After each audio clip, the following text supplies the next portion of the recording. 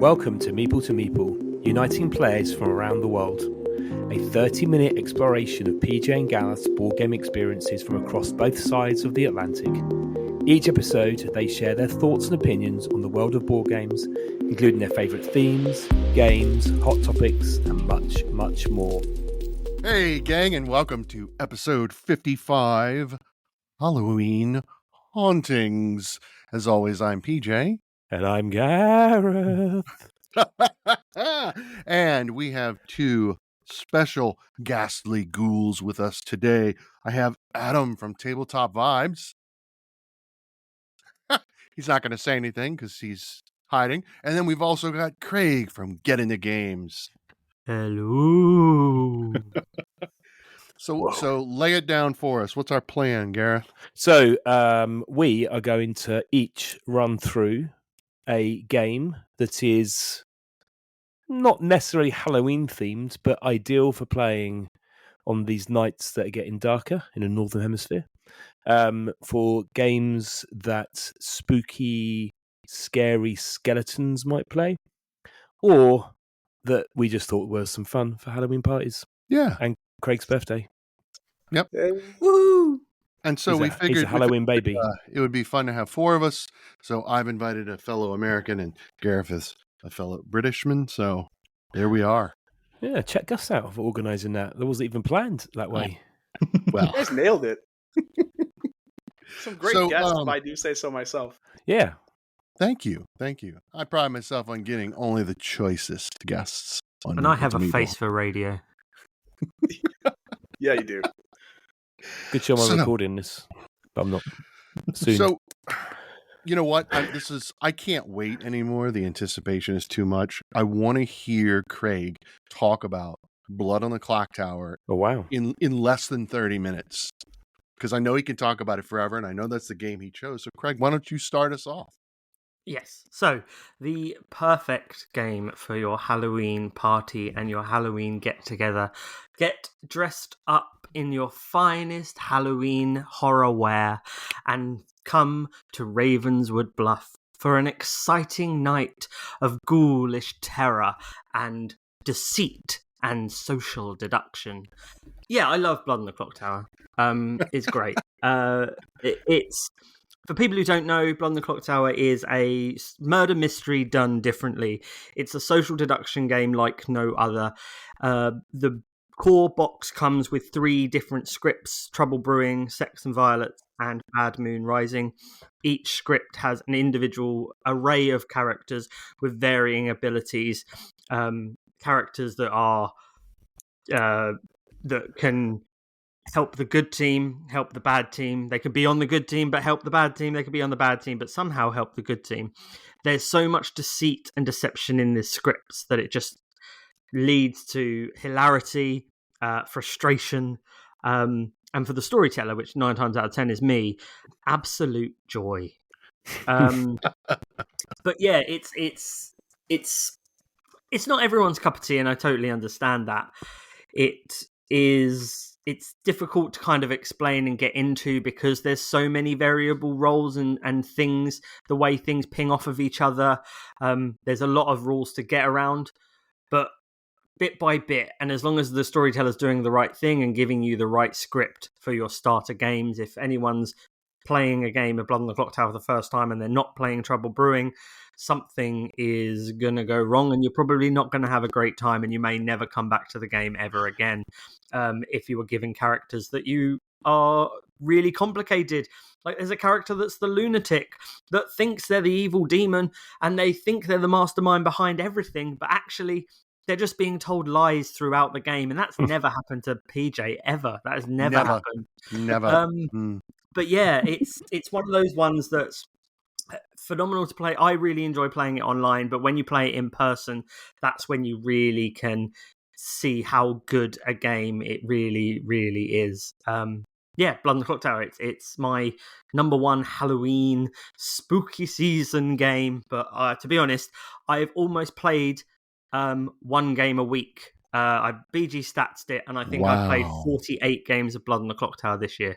That is amazing. That's awesome. Yeah, I mean, I've had the privilege to play 3 or 4 games in person now.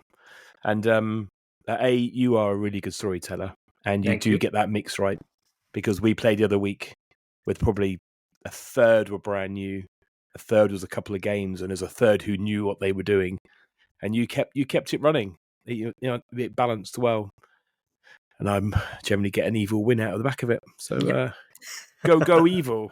And PJ, you've played online. I have only ever played online, and I have only ever played with Craig as our storyteller. So I have no idea anyone else's play style.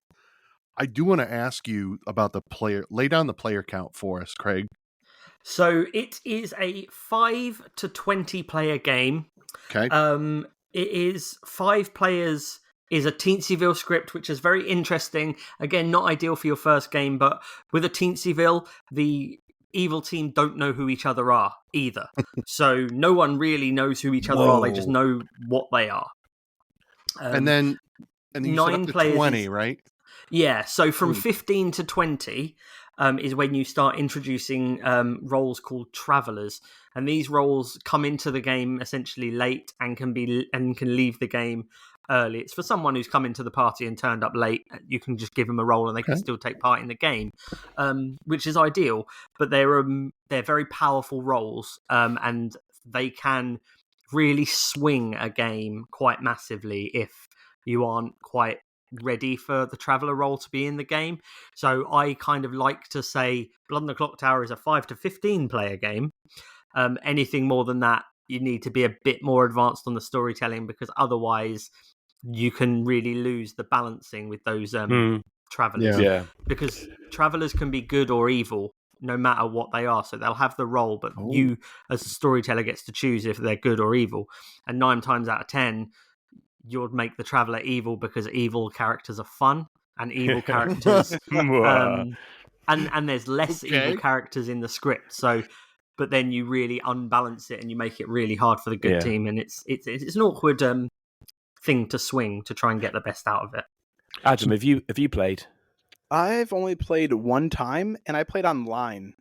And I don't think the person who taught very well and or was doing stories very well, because to me, I just was like, everyone keeps jumping into chat rooms without me, and I don't know what's happening. And that was I've heard that it's awesome. My first experience online, it was 3 hours, and I had no idea what was going on. Exactly. And, a live game saved it for me, and I haven't gone back online because I prefer that's player interaction. Be so much cooler, I would say. I think I've seen someone. I think people were playing at Gen Con this year, and there was a massive group of people doing that, and it looked like a blast. Yeah. So my experience has always been, I'm the lone American in a group of English, and so as soon as we start playing, everyone wants me to come with them into the private chat room just so we can catch up.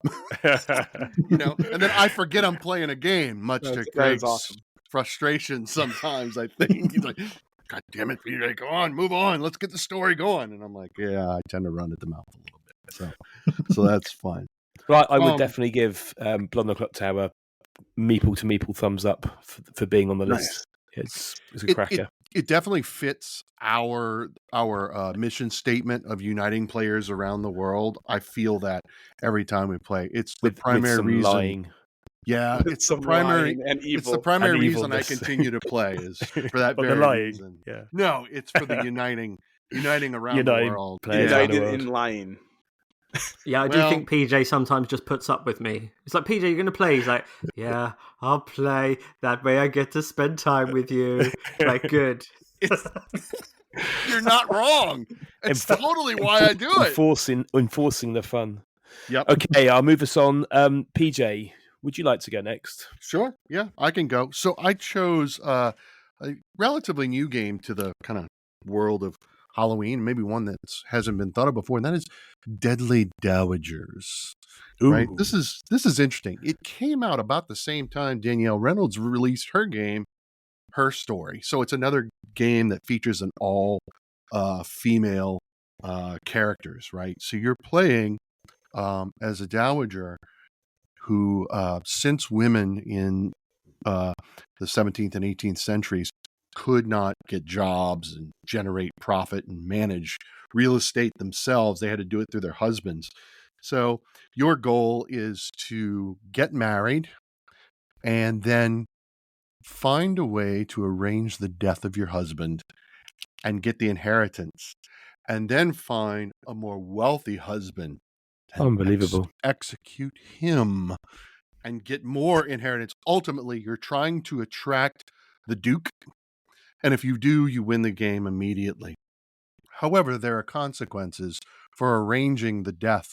If all your husbands keep dying by mysterious causes, it generates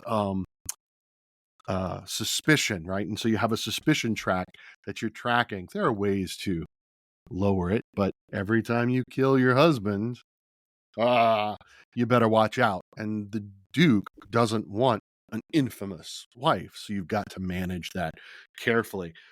It's masterfully done into 4 phases. There's a draft phase, so there's card drafting for those who love that element, so you can choose the cards that you need. And then there's the invest phase. That's where you'll put land cards in front of you to manipulate what would be your inheritance, because you're trying to attract a more wealthy husband in the future. You don't care about the husband you're currently married to, because you're going to off him in this round anyway. So you're trying to invest in real estate. Finally, there's what's called the husband phase, and this is where you can use a card to execute him. Or if you have no card that, like even natural causes, even, which is not really a murder, but if you don't have a card, you can just strangle your husband as an action. You will take 7 infamy. He's just strangled. It happened. Move on with your day and then get remarried to the next guy. It is a crazy game. It plays really well at 2 players. It's exceptional at 3. It is up to 5 players. I bet it's even better because there's more player interaction. But that is Deadly Dowagers. Executing your spouse on a Halloween night. Yeah, go ahead. I've got a question. Is this just an excuse to find some related game to Obsession, so you fit that name into the episode? Because it sounds like it could be like a Halloween special Obsession expansion. It kind of is. Spin-off game. It kind of is. It's set in, it's not specifically Victoria, England, but it's definitely that period. You know, you've got earls and dukes, and it's certainly England. And yes, I would say this is the Halloween obsession. This is for those. This is about the women, though, who just sound deadly. I mean, it doesn't sound a very nice place to be. I see what you did there. I like that. Yeah. So don't upset your wife, right? At Halloween. Okay. Whatever. I mean, Right. ever. I've generally. Right. I'm just saying, or stay poor. That's much easier. Right. No, I agree. My wife's never going to execute me or anything because I don't have anything. I got a bunch of board games, and that's all. I mean, they're worth a lot of money. And friends overseas, she can. So y'all got to be wary. If I die of mysterious causes, y'all better be on a lookout for Katie. She's coming to England, and it's a game of marriage, burial, inheritance. Yes, and then just repeat.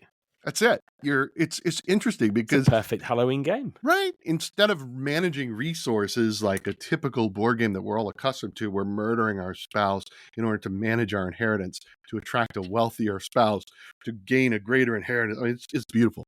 It really is a lot of fun. I find it super funny because I thought the game was about love.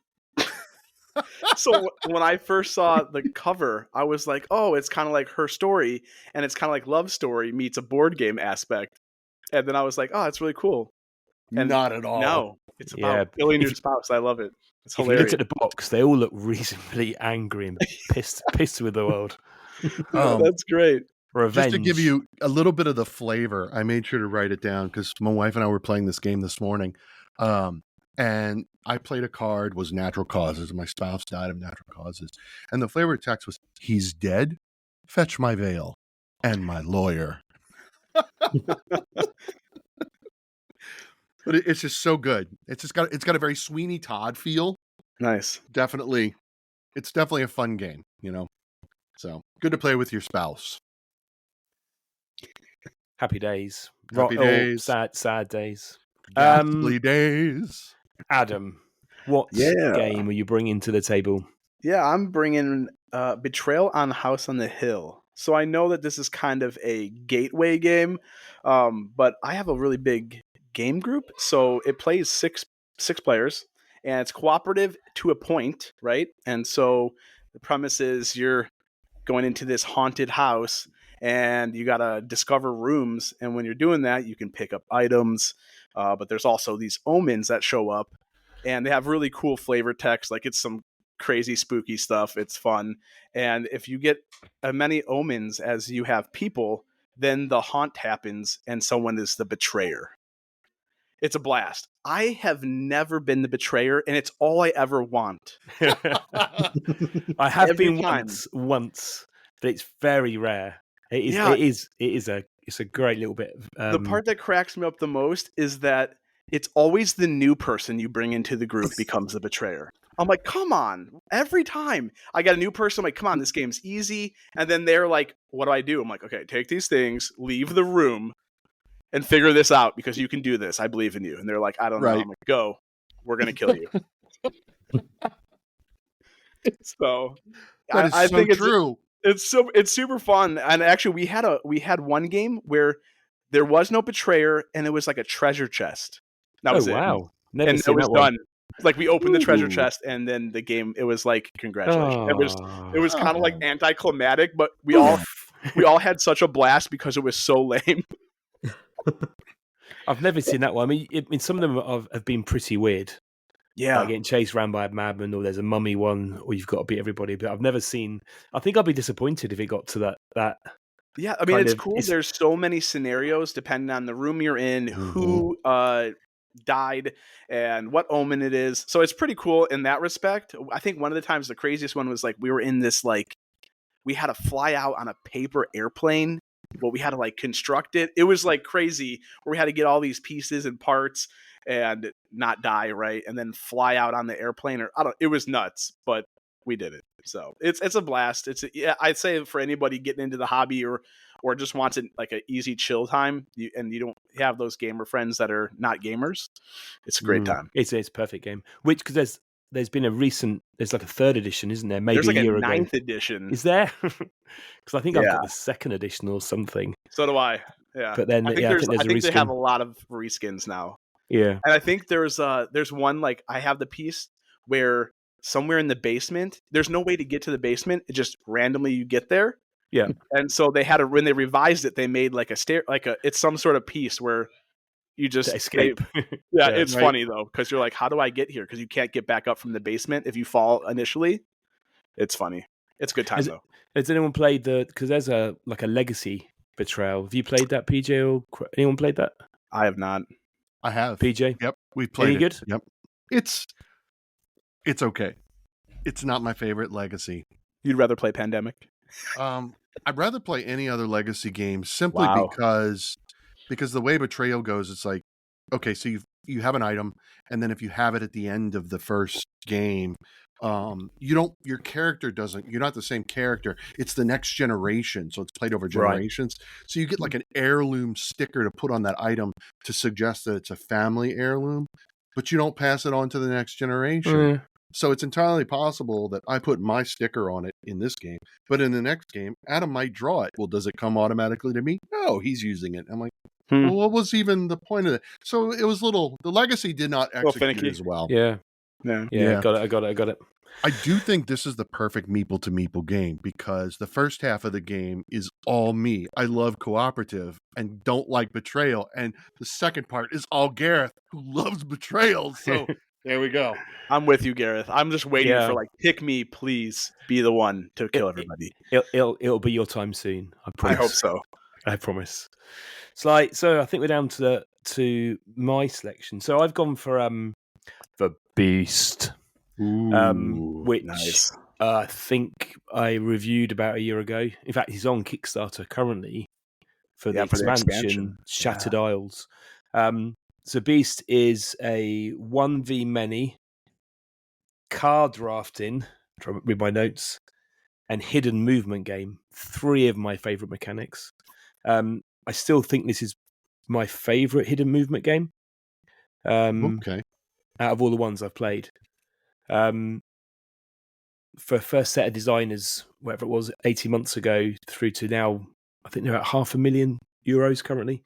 The game plays super well, particularly with 3. I think the expansion might fix the maps a bit too spacious in a 4-player game. But yeah, I mean, story-wise, it's kind of based in Scandinavia, where Studio Midhall are from. It was a beautiful country, lots of streams, lots of fish, forests, and then the humans arrived, and then we settled. And after a while, nature got a little bit frustrated with the world, and out came beasts of mythical proportion. And so one player pays the beast, or everyone else is playing the villagers or the settlers, and the beast just needs to eat everybody. It's simple as that. It's a happy little game. So yeah, kind of drafting cards to begin a game for for skills, items, etc. And then the beast is moving around the board. You've got a little hidden screen, and it's just, I mean, it's quite hard to win with the beast, I'll be honest. But that's part of the fun. I think there's 6 characters and 6 beasts in the original game, and then there's a whole ton of new stuff. There's new maps, new characters, and new beasts. And there's a story kind of driven mode as well, PJ, just for you. Oh. See, Tell that's got me your interest in it. more. I don't know much more Yeah. than that. Oh, I know it's story driven. I haven't played it. I love it. No, it's great. But yeah, it is a great game. The artwork's fantastic and perfect for a evening of hunting, frustration when people can't find you, and general Halloween shenanigans. Has anyone else played it? I'll chime in first here. This was my number 1 anticipated game for 2022 when it came out. Like I was so stoked. It's beautiful, all the components, art, like Gareth said already. But yeah, it's a blast. But I've only ever played as the hunters so far. Yeah, you need to get playing as a beast. I know my buddy always likes to play as the beast, and I'm like, all right, I'll take a new hunter, and I'll just switch it out. I like the trap guy. Oh yeah, I mean there is a lot of variety. I think I said that in my review. Each character is unique. The beasts are all unique. Right. Every time you play it, it is a different experience, particularly if you mix your gaming group up, because you're never quite sure what's going on. So I'm curious. Let's talk about another Halloween game real quick, and that's Fury of Dracula, which is also hidden movement. If you've played that, right, Gareth? So I played Letters of Whitechapel, which is basically the same. So how does that compare to Beast? Because I also find that when you're Dracula, it's just really hard to win. Is it very similar in that regard? So I've not played Dracula, but Whitechapel is supposedly 2 to 6 players, and I'd only ever play it 2 because the rest of the character, the policeman, you may as well just play solo 2 players, as in one person's Jack and the other person's all of the policemen. Whereas Beast, it works really well with more players. How's Dracula? I've not played Dracula. It's okay. Have either of you, Adam or Craig, have y'all played Fury of Dracula? Nope, I have not. No. The one Gareth was. I've played Mr. Jack. Okay. Which is a specific 2-player kind of hidden movement, but you control all the characters around the board. That's really hard if you're Jack. If you're Mr. Jack to get out, that's really hard to play. But it's a really good hidden movement game. Yeah, it's very good. For 2 players, PJ. If you want a hidden movement game for 2 players, that's good. That's good to know. Yeah. So I'm noticing a trend. There are a lot of October, Boardtober, Halloween appropriate games that utilize the hidden movement mechanic. Yeah, right? Like that sounds cool. Kind of dig that. Got to check out Beast. So Beast. I think you need to head to Adam's house and have a game. I do. Well, I do. Yes, most definitely. I would love that, or vice versa. Adam and I go back and forth because like, are you coming? Are you coming over? Right. And I'm like, oh, I got coming work, to you. I got this. Am I coming to you? Right. Today. This weekend. 3 hours. It's literally a jump in the car. Right, I'm like, you just say the word. I'll drive out right now. I'll tell my wife, peace, and I'm gone for a weekend. Then when I come back, deadly voyage, I'm going to be dead. That'll be happening. Yeah. Right. Any other games people want to highlight? I've got one, which is while PJ was talking, it remind me of a game called The Bloody Inn. Ooh, yes. Which That is such a fun game. That is another game where you're running an inn, and you're just murdering and burying as many bodies as you can. Hilarious. Like, it's so good. Cracking game. Just popped to my mind as another good Halloween themed game. Hit Z Road is a really thematic. Hit Z Road. Yeah. Ooh, I don't know that one. By Martin Wallace, I think it is. Ooh, I love Martin Wallace. Just let me see if I can reach it. Hit Z Road. Is that HIT with a Z? Yeah, Hit. Z. Oh, yeah. Hit. So it's really thematic. There's been a zombie holocaust, and the actual box is like a classic like MB Games kind of box. Oh yeah. And all the components are like playing cards that they've stuck together, and it looks like these people have during a zombie holocaust they've created a game using whatever they could find to make the game. Love it. So you've got like these fake bottle caps as part of like health and lives and stuff, and it's a dice game and zombies, and just it's a really fun family kind of. It's basically Hit the Road, which was a classic game where you're just driving up the road. It's that game but turned into a zombie kind of Holocaust kind of game, which is really cool. I do like the art. The art's great. Yeah, and who doesn't love zombies, right? It's beautiful. Perfect. And Halloween Boop is the most important board game of all time, which is great for a Halloween game that is a Halloween reskin, but is actually a functional reskin that is different to a normal game. So things like Halloween Patchwork, fine, but all it is eyeballs, purple and orange. Whereas Boop, those ghost cats actually scare the cats, and the cats make them jump over other cats and fly off the bed. So it's a much better version. It's a fun version. If I don't own Boop, is Halloween Boop a fair replacement? You don't need, because you can play. You just take the ghost cats out and you can play Boop. Then you put the ghost cats in. You can play Halloween Boop. So there's no actual point in owning both. I own both, but there's no point in that.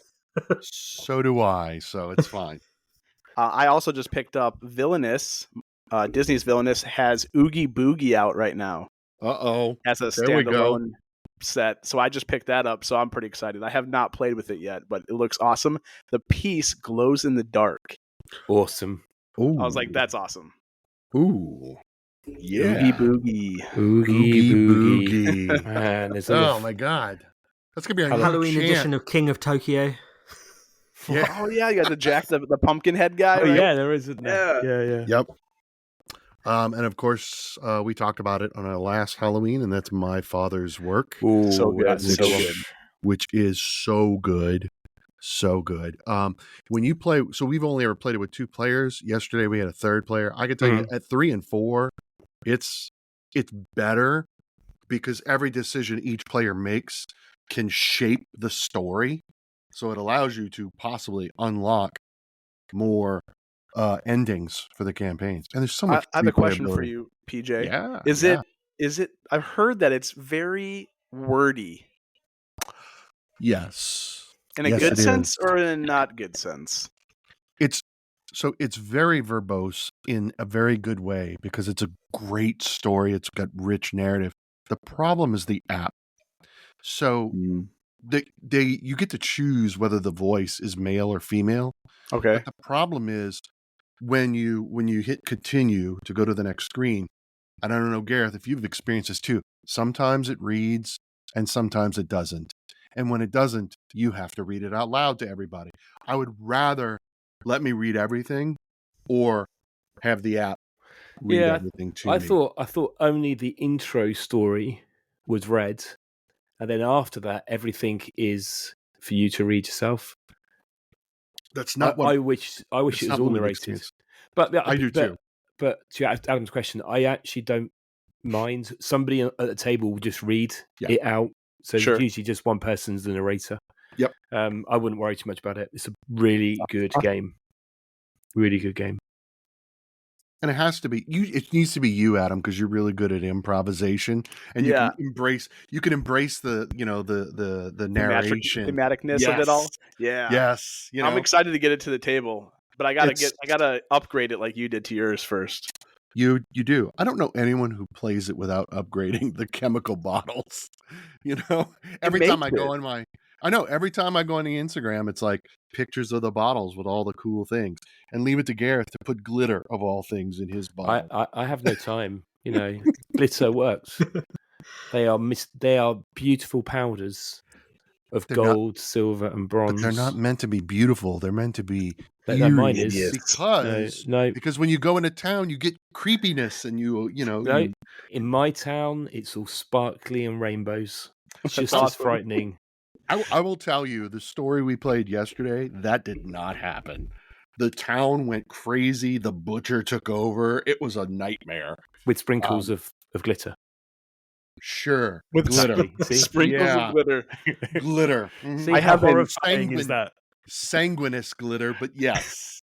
I have an upcoming Kickstarter I'm looking forward to that's horror based or Halloweenish based. The Dark Quarter. Anybody? Oh no, I've not. Yeah, I saw it, but I don't know much That's about Lucky it. Duck's newest That's where I've seen baby. it. Yeah, Set Yeah. in New Orleans. Yeah. And it's supposed to I really love Destinies. I'm not sure if you guys play that. yeah. I'm a huge fan of Destinies. I love it. And so it's supposed to be even better. The Dark Quarter. It looks nice. 2024. I'd really like to try the Night Cage. Oh, I heard good things. Yes. Because you meant it looks almost like a Ouija board, and you're meant to play it at candlelit with. Apparently, it only really works candlelit with the lights off in the Oh. dark. Tile placement, kind of Man, giving you that I am really so up for that game. Oh my spooky god. vibes. Cooperative, So right? next- Yeah. Yeah, I think so. So next Halloween on the Meeple to Meeple cruise ship, right? The four of us are going to play Night Cage. Is that what Done. I'm hearing? That's it. Yeah. In the That dark. looks with amazing. candles. Craig, thank you. That feels like it might glitter. Be, if I can get a purchase, I might have to get that. And I also want to get Merchants on the Dark Road. Has anyone Oh yeah, played I it? haven't played it. Good. yeah. One of our gaming group have got it, but I've not played it yet. It is beautiful. Mm. It also has a magnetic rondelle movement thing. It's magnetic to the board, which I don't know why What? everybody doesn't do that. Yeah, Oh my god. it's really Sign cool. me up. Yeah. Wow. So like when you're turning it, it doesn't just fly off. It's amazing.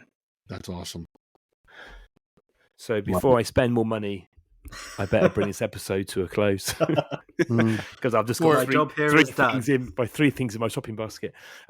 Before the money goblins come and take away all our cash, right? Or his wife kills him. yeah, again. Uh, So, Gareth, spend that what? money now so that your wife doesn't get an inheritance and you will be saved. it's all Justice- board gamers justice is anthem. done. It's what Right. we're doing. That's it. Honey, I had to. I didn't want you to have inheritance. and just don't sell the games for what I told you they cost. Right. Right. Right. So thank you for this very special episode. Thanks, Adam. Thank you, Craig, for your wonderful insight into the world of Halloween spookiness. And as ever, thank you, PJ. Everyone for listening. Please subscribe. And as always, we love to hear your thoughts and ideas. So make sure to leave those in the comments. And don't forget, you can also chat with us both on Instagram at Meeple to Meeple.